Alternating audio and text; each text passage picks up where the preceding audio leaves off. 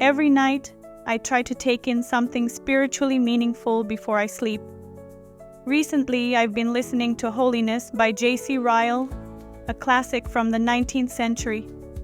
There's something grounding about hearing these older voices speak on faith. It makes me wonder if the challenges of godly living were as complex back then as they feel now. Ryle opens his book with a bold claim that's been on my mind ever since. Holiness isn't just an extra for Christians, it's the core of who we are, and that's what I want to talk about today. As I settle down each evening to reflect, Ryle's Holiness feels like a reminder that the challenges of godly living aren't just for the past. They're as relevant today as ever. His words echo in my mind, especially as the podcast dives into his bold claim. Holiness is not just an addition to the Christian life, it's our foundation. All right, so dealing with sin, it's a topic people struggle with. Like, how does it even apply to life today? Yeah, it's... We're going deep with J.C. Ryle, his book Holiness. Yeah. It's old, 1800s. But man, it's like he's talking about struggles we face every single day. You know, it's a classic for a reason. Yeah, timeless wisdom. What I think is really cool about Ryle is he doesn't just say, hey, be good. Right. He digs into the WHY. So, yeah. Like, why is sin so tricky? Why does it mess us up so bad? So, less sugarcoating, more straight talk. Oh, he's all about that. Like, let's be honest about this whole struggle. Holiness is essential. If we're followers of Christ, pursuing holiness isn't optional. It's the heartbeat of our faith. But what is holiness really? It's more than showing up to church or being outwardly good. I like it. Okay, so where does he even start? Like, how do you define holiness? Is there a list? Well, he kind of has a list. Okay. But he starts by saying, look, if you don't really get what sin is, you'll never find a real solution. Okay. And he goes straight to the Bible, 1 John 3.4. Sin is the transgression of the law. Okay, most people get that breaking rules is bad. Right.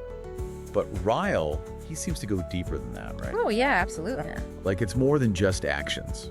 He's saying it's not just about the stuff we do, it's about rebelling in our hearts. Right. Like, it's against God's whole design for us. Against how we were made to be. Exactly. Like, it's this, I don't know, operating system we've all inherited, and it's full of glitches. Ooh, that's a good analogy. I like that. Yeah. So, like, even a brand new computer can have bugs, right? Totally. We're kind of born with that sin nature, so we're set up to mess up. Yeah, that's the idea of original sin Yeah. that Ryle talks about. And he uses this image. He compares the human heart to this temple Okay. that was once glorious, you know, but now it's totally in ruins. Wow. It's a pretty intense picture, but it shows how sin just damages us from the inside out. Man, so it's like the battles we're facing, they're not just on the outside, they're happening on the inside all the time. Absolutely. It's this inner struggle. So if we're all born with this ruined temple thing, is there even hope? Ryle would say it's serious, for sure, but it's not hopeless. Okay. The problem is that sin, it's like a master of disguise. Okay. He warns us, it tricks us into thinking it's no big deal, you know? Right. It's lulling us into complacency. Totally. So we underestimate how powerful it really is. Okay, that makes total sense. It's like those ads for unhealthy food. Right. They make it look so good. Exactly. And sin is sneaky like that. It really is. So how do we even recognize those tricks? Like, give us some practical tips from Ryle. Okay, so he tells us to watch out for those fleeting religious feelings.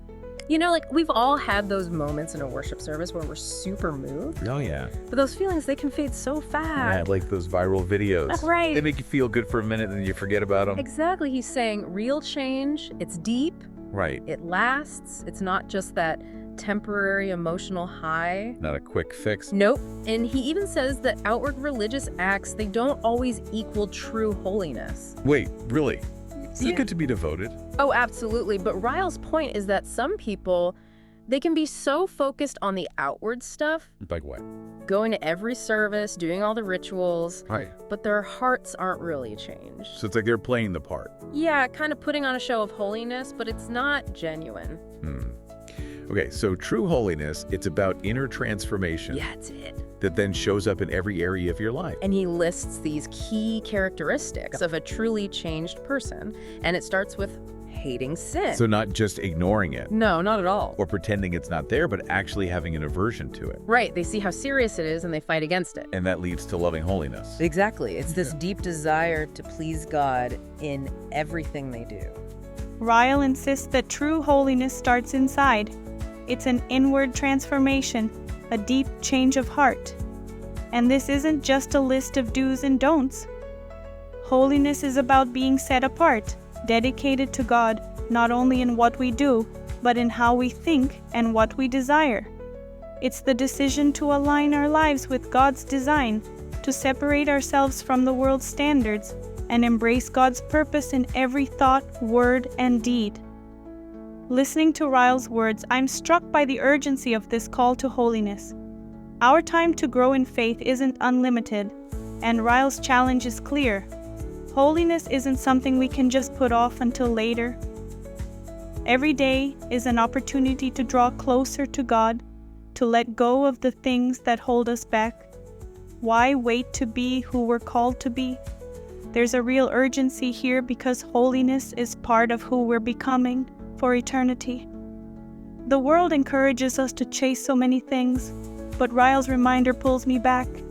The most important pursuit is holiness, because this is the only pursuit that shapes us for eternity.